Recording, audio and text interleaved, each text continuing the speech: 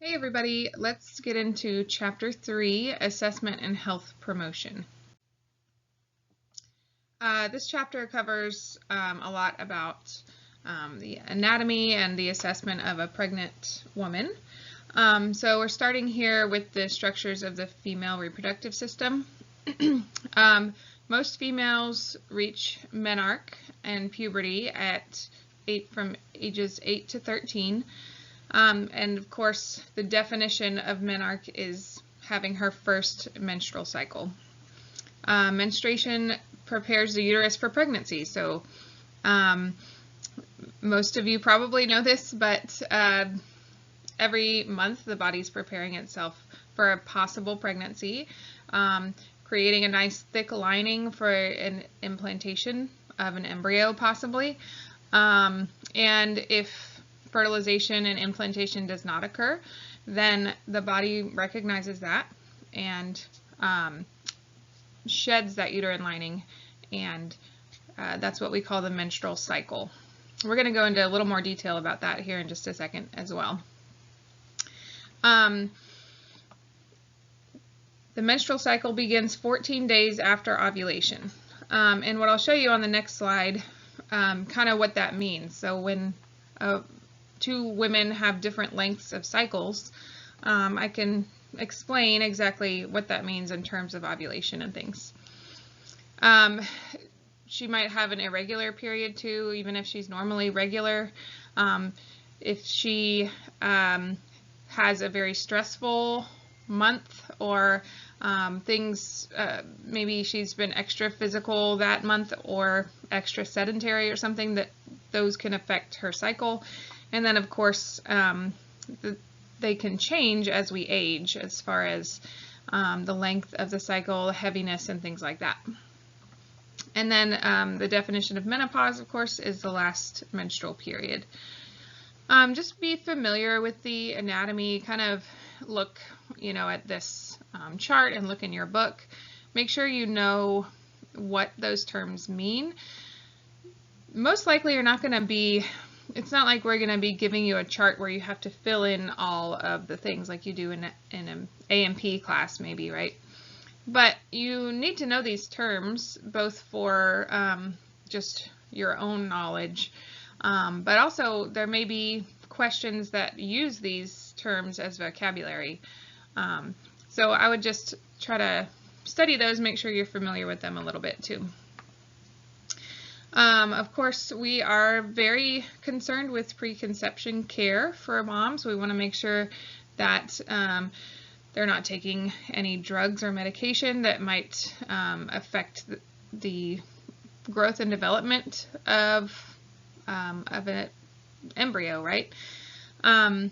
Prenatal care then should begin before 12 weeks. So preconception care, of course, is somebody planning on getting pregnant, and prenatal care is during the pregnancy, which should begin in the first trimester. So back to the menstrual cycle. So we talked about what menarche is. Here it says ages 11 to 15. So you may find different numbers here and there, but any age range really from 8 to 16 can be normal. Menopause, also called climacteric, is the end of menstruation, when you don't have any more menstrual cycles. And then your menstrual cycle is regulated by hormones. So looking over here at this chart, which my little video seems to be blocking some of it, but nothing important, I don't think. If you start up at the top at day 1, the first day of the menstrual cycle is considered day 1 of the menstruation is considered day 1 of the menstrual cycle. Okay, it shows day 7 on here, but it's definitely a lot of variability with that. Some may only have a 2-day cycle, some may have 7 days. That's usually the upper range of it. Most people don't have a longer cycle than that unless something is wrong. So whenever menstruation ends day 2 to day 7, then it begins the follicular phase, where the follicle is developing and the lining of the womb is thickening again. So this is preparing for fertilization and ovulation. It can happen anywhere in this time range, like it's showing days 12 to 17. But depending on when this happens, decides how long your cycle is. So if somebody were to ovulate on day 12, then her cycle would end and menstruation would begin 14 days after that. So ovulation happens 2 weeks, 14 days before menstruation. So if you have a regular cycle, you can kind of count backwards and see when you can predict next month's ovulation. So all the models are kind of based on a 28-day cycle, but it's very common for women to have, say, a 31-day cycle or less. Maybe she has 26 days, in which case she would be ovulating maybe on day 12. Okay, so that's why these ranges are here. It can be kind of variable. But if ovulation doesn't occur, this the luteal phase begins, and the body's starting to recognize that we're not pregnant this month, so we need to prepare to start shedding the lining. The corpus luteum starts fading away, and then menstruation begins after that. Okay, so let's see, looking to see what I might need to touch on more here. Proliferation is the word for the building up of the lining. Here in the follicular phase, on here showing days 8 to 11. Proliferation, like pro-life, getting ready for life. Okay. And then when FSH, which is the follicle stimulating hormone, stimulates the production, the maturation of a follicle,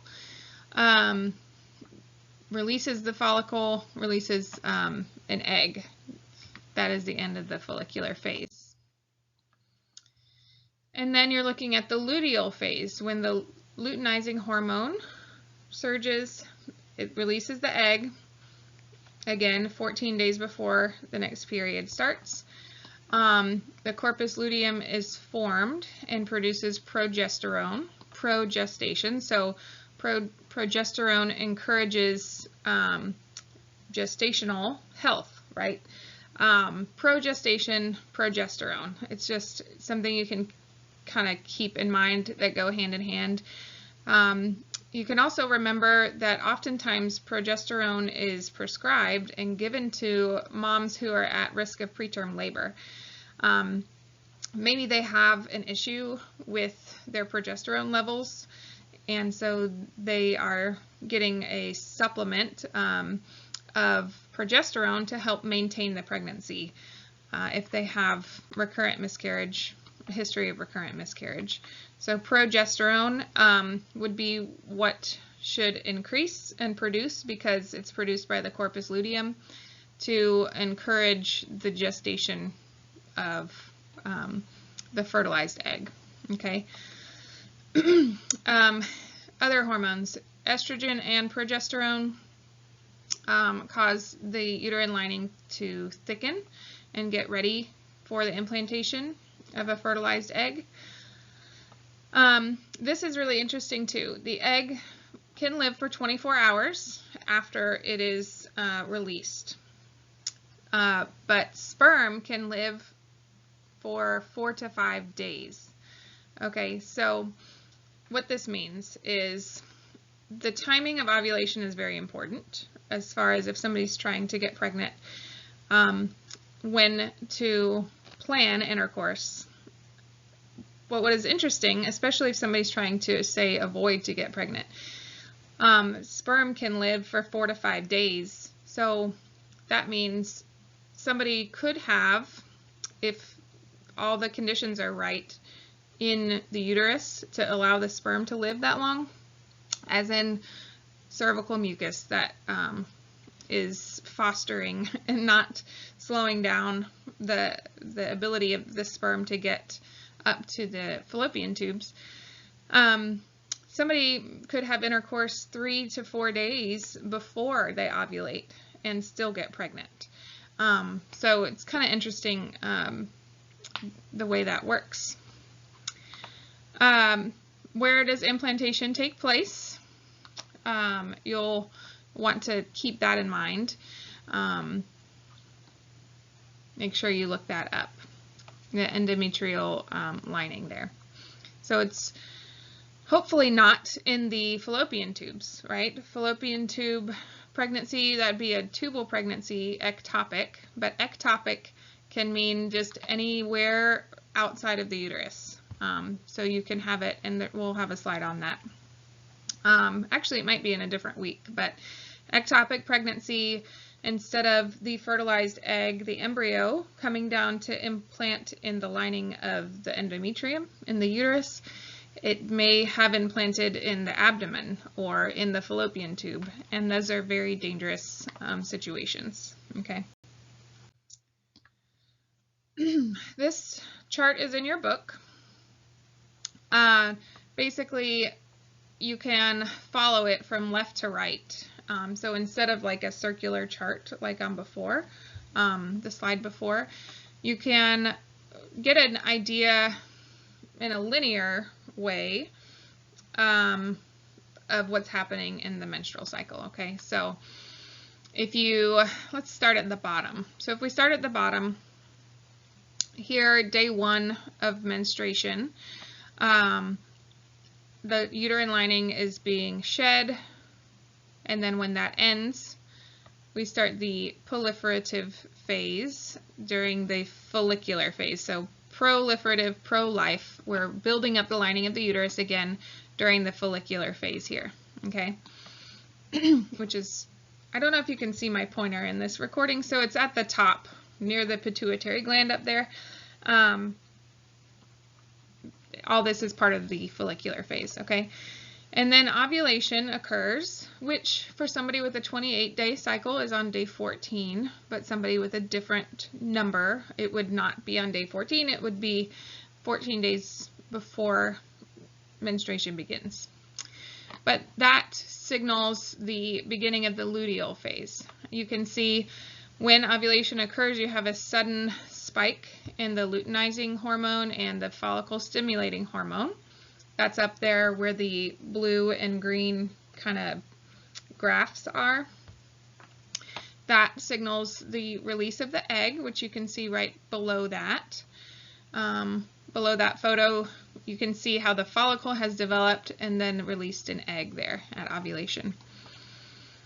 Below that, you can see other hormones, the estrogen and progesterone. So estrogen spikes right before ovulation and then comes down again sharply, but progesterone stays down until the corpus luteum is developing in the luteal phase, at which the corpus luteum starts producing progesterone. And so the progesterone levels go up, and also some estrogen from the corpus luteum as well. Okay, and then in this scenario, fertilization did not happen, implantation didn't happen, and the body is recognizing that. So the uterine lining becomes ischemic, which you can see down at the bottom, and menstruation occurs again, starting the cycle over at day 1. Okay. So that's just kind of another view, another overlook at all of those things, if that helps you a little bit to understand that. Okay, here we are looking at Nagel's rule. That's probably not the right pronunciation, but that's how everybody seems to pronounce it. So let's talk about this rule. We have a client. She arrives at the clinic for the first prenatal assessment. She tells the nurse that the first day of her LMP, last menstrual period was October 19th, 2022. Using Nagel's rule, which expected date of delivery should the nurse document? Okay, so Nagel's rule, October 19th, and using Nagel's rule, we are going to count back 3 months and add 7 days. And then depending on the time of year, we might need to add the year. If it's basically like January through March, it might be in the same calendar year. But if it's after that, then we'll need to add the year on. Okay, so for October, we count back 3 months. So if October is the 10th month, minus 3, that would be 7, so that'd be July. And you add 7 days, so that's 26. And of course, 9 months after this, you'd go into the following year, so we're talking 2023. So this should be our answer, July 26, 2023. Okay, so now we're looking at the external structures of the female anatomy. The vulva includes all of this area, basically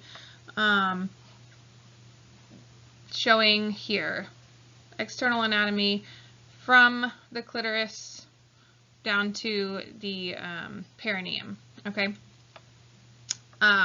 Again, you can just kind of look at all of these things in labs when you're learning how to catheterize a female patient. Obviously, you're looking closely at the urethra and differentiating that between the vaginal opening and the clitoris there. That's really all I wanted to touch on for this one.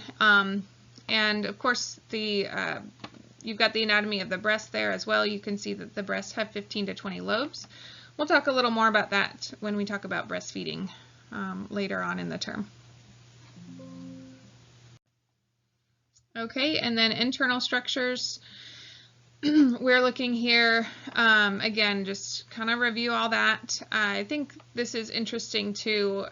We don't often see this side cross-section view. So if you think about the way we see the front kind of view cross-section of internal female anatomy, we oftentimes will see the uterus sort of standing up, right? And then the fallopian tubes and the ovaries going off on either side of it. But it looks completely different in this picture, and you can see how once there's a baby growing inside of there and all of that weight would just sit right on her bladder. You can see why these moms have some issues with that. And by the same note, you could see how when that entire abdominal cavity is just about filled up with baby, it's really pressing on her colon as well and her intestines. So a lot of moms have issues with constipation and things, and then that can lead to hemorrhoids, that plus just the additional pressure there kind of on the pelvis and the pelvic floor muscles and everything, tendons, all that can cause some complications for her. All right, also interesting here, we've got the ligaments and the musculature it's showing you of the uterus. You can see it's very complex. It can contract from several different directions and encourages the down and outward kind of motion of the baby during labor. Interestingly, the upper segment is the part that contracts, and the lower segment kind of stays softer to allow for the, so we don't just squeeze the baby. It is a little more flexible, so it allows room for the baby to kind of press down and out. The top of the uterus, this isn't showing in this picture, but it actually was in the very first anatomical picture I showed you. The top of the uterus is called the fundus, and you'll definitely need to know that. We talk about the fundus a lot during nursing care for labor and delivery. So just kind of be aware of some of the things on this slide. Round ligament pain is very common as starting around 20 weeks. It's very common for moms to come in to triage or to the ER complaining of abdominal pain. They're worried that they might be contracting, or there's just sharp pain and they're worried about it. And oftentimes it's the round ligament pain because it's really stretching a lot. Starting around 20 weeks as the baby rises up out of the pelvis and the belly's really starting to grow and stretch all of that really big. Okay, now the types of pelvis. Gynecoid is the most favorable shape for childbirth. You can see when you're looking at the pink shapes below the pelvises here in this picture. It is the widest and the longest. It's just bigger all around, gynecoid, okay? An android pelvis is similar to the male pelvis, and it's more narrow front to back, and it can just create an issue for the baby to fit through the pelvic outlet. And then anthropoid is a longer oval shape, so it's even more narrow front to back, anthropoid, okay? And then platyploid is heart-shaped. So basically there's a huge arch there that the spinal column creates, and it makes a very narrow space for the baby's head to try to fit through in any direction. So that one is especially unfavorable for childbirth. Looking back up at these top two pictures, it's just kind of showing how the baby's occiput fits down through a gynecoid pelvis in an ideal situation there. Starting with the occiput, which is the crown, the very kind of point of the baby's head that you could imagine when you see like a newborn's head in that kind of football shape, because the baby's head, as you know, kind of squishes and it molds. The skull bones are not fused and they're movable to allow passage through the pelvis. So the occiput is the smallest, provides the smallest diameter, the smallest circumference for the baby's head to pass through there. Also, again, looking at the pelvis here in the upper right picture, you have what we would call the false pelvis, which is the upper wings of the butterfly, and then the true pelvis is the basically the cylindrical area of it that includes the inlet, which is the kind of the smallest opening, the beginning part of that cylinder that the baby needs to pass through in order to be born, okay? And then, of course, the side cross-section below that, you can see that the baby really has to make quite a turn to successfully make it through the pelvis, the pelvic inlet, and the pelvic outlet in order to be born. Okay, so it's pretty amazing every time birth happens for many reasons. Okay, so here is a little more about the breasts. Again, 15 to 20 lobes, often not perfectly symmetric.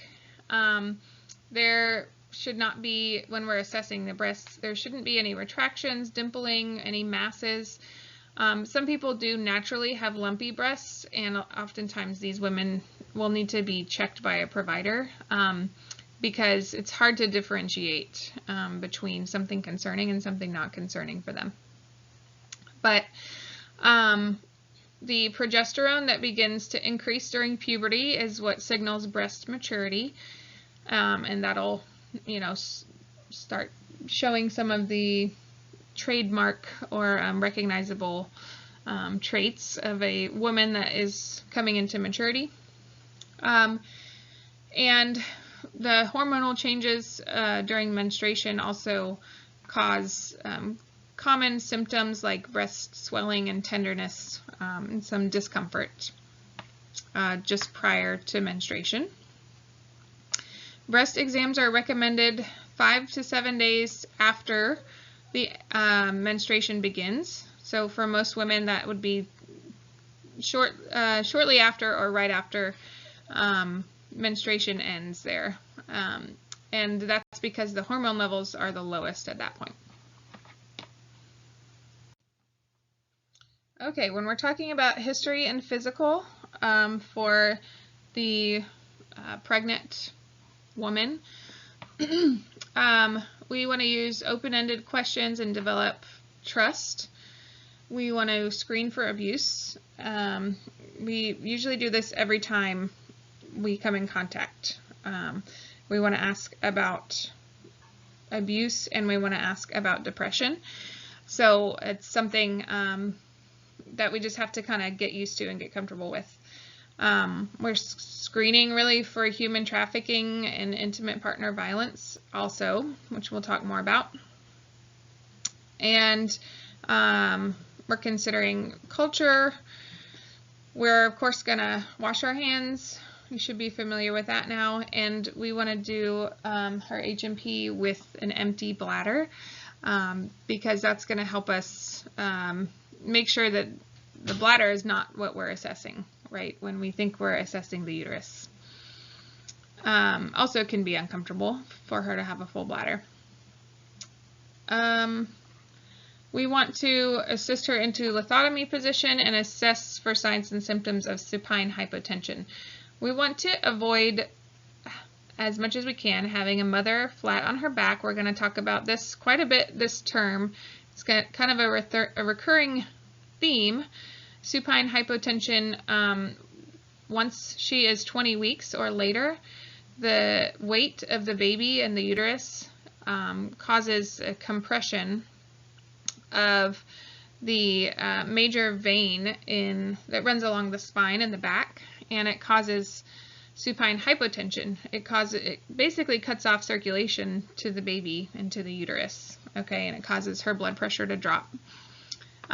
So we always want to have her tilted whenever possible. External and internal exams, it goes over this in your book, but bimanual and rectovaginal can be needed just to assess different areas of the pelvic floor.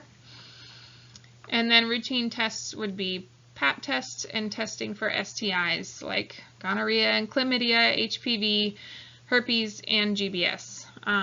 We'll test for these at different times during the pregnancy. They're all very important and all very routine. We test moms for this very frequently. Well, I don't mean frequently. I mean we test all moms for these. And we usually test at the beginning of a pregnancy and at the end right before delivery, just to make sure, because they can affect a pregnancy and a baby at delivery very significantly. All right. HPV vaccine is given between ages 9 to 26, and it's an initial dose plus a booster at this time. All right, some risk factors, social, cultural, and genetic. Just kind of review this section in your book as well. There are certain things amongst all those that are more common among minority ethnicities and disadvantaged populations. Nutrition, especially folic acid. If we were doing this in class, I would quiz you on what condition does this prevent. It prevents neural tube defects. We want to make sure that in preconception counseling and in prenatal care, moms are getting enough folic acid, and it needs to happen before she even knows she's pregnant, because by the time the baby is developing, and by the time you know you're pregnant, it's usually already past the time that the folic acid is very, very important. Okay. We also want to screen for eating disorders, malnutrition, BMI less than 18.5, or obesity, BMI greater than 30. Okay, so all nutrition-related complications. And of course, substance abuse. So illicit drugs can cause miscarriage, placental abruption, and SGA, which is small for gestational age. Illicit drugs, as you can imagine, are of course very dangerous, both for mom, but especially for baby. It's not good at all. It's very risky. Alcohol can cause neurological disorders in infants. Most of you have probably heard of fetal alcohol syndrome. It has a distinct set of characteristics, and there's no known safe amount of alcohol. There's not a threshold at which we know that a baby is going to develop fetal alcohol syndrome. So the guideline is to just avoid alcohol altogether during pregnancy. Cigarettes are also not good at all for pregnancy. They can cause death and illness in the baby, especially. It can cause infertility. It can cause IUGR, which is intrauterine growth restriction. It basically decreases the oxygenation to the baby, and anytime we're decreasing oxygenation, especially chronically, that baby's not getting enough oxygen to thrive and continue to grow. So the baby is not developing well, and it's growth restricted. Okay. Caffeine also is a possible miscarriage risk, especially in the first trimester. It is recommended that pregnant moms consume less than 200 milligrams a day. Okay. All right, screening for intimate partner violence, violence against women. Human trafficking is one. You might need to look for signs here. Anytime we're screening for violence, we want to try to use therapeutic communication. We're using open-ended questions and nothing accusatory. So we definitely want to ask, where anything that she can tell us informationally about what happened, right? We need to just ask direct questions about that. But no questions like, why didn't you run away? Why didn't you escape? What kind of like, basically like, why didn't you help yourself? We don't want to ask questions like that. But for intimate partner violence, it can actually also be inflicted by women. We, expect it in our minds maybe from as a male to female crime, but it's not necessarily that. It can be physical or emotional abuse, can be sexual or just general physical assault, can be isolation as well, just very controlling. All these things could be considered intimate partner violence, and we want to be there if our patients are willing to accept help. We're just there offering a place for them to open up to us. It's very difficult to do that for most people, and they don't feel safe doing that. So we're just trying our best to help if they will accept it.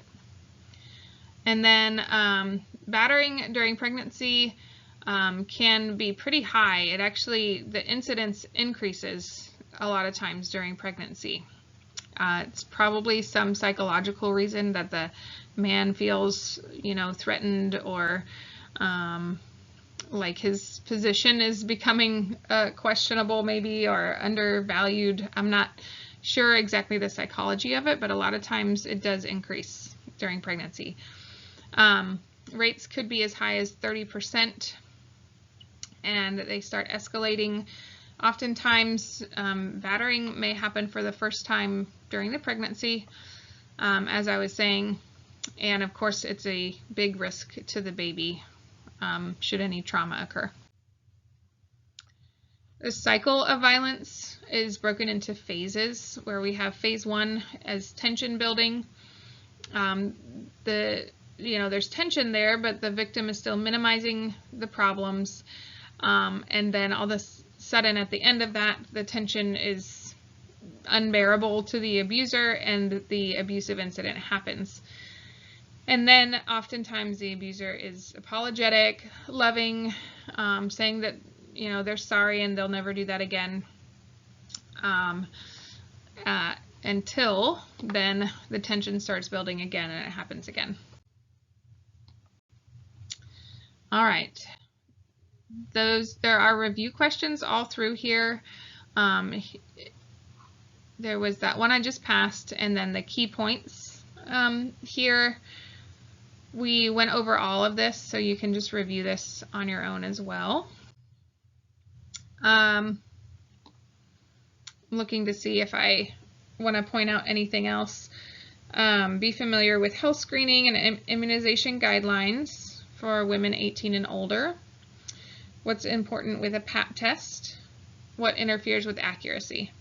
Answers are listed here too. So we're not going to perform a Pap test during menstruation. Certain medications, if she has douched recently or had intercourse within 48 hours. Several tests actually that, again, we'll talk about in the coming weeks are affected by all of those things as well. Let's see. That's it. You've got your announcements to review the things that are due this week, and reach out to me if you have any questions on any of that. Make sure you're pre-reading chapters 6 through 10 as well. And for next week, you can anticipate a couple of things. Your first quiz, first kind of major discussion, and CJ Sim.